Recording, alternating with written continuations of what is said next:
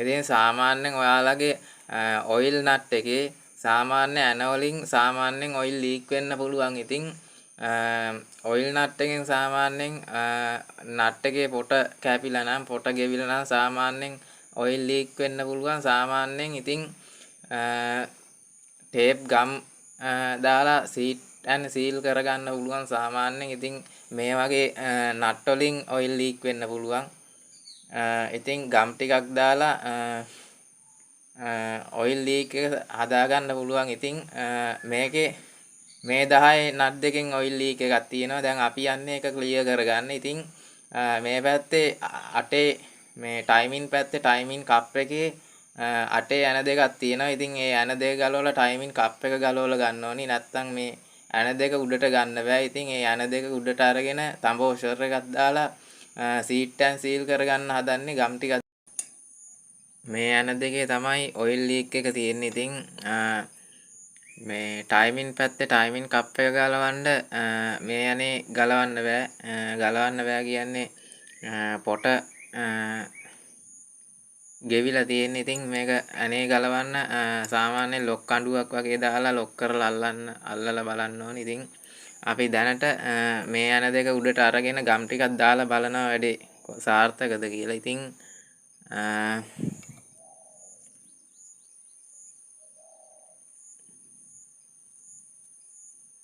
මේ ඇන දෙකට වොෂර් දෙකක් දාලා ගම් ටිකක් දාලා සීට් ඇන් සීල් කරන්න ඕනි.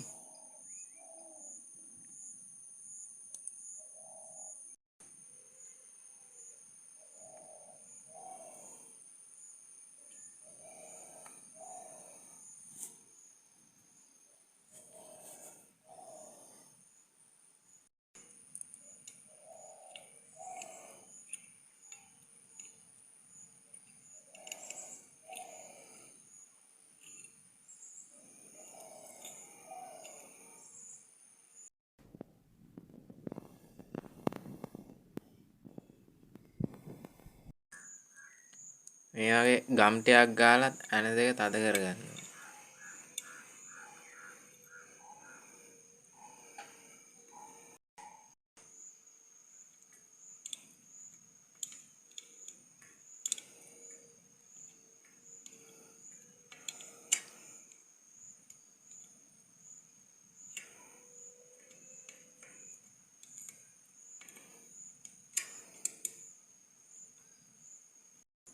මේ වගේ ගම් ටිකක් දාලා සීට් ඇන් සීල් කරගන්න ඕනි ඇන දෙකේ.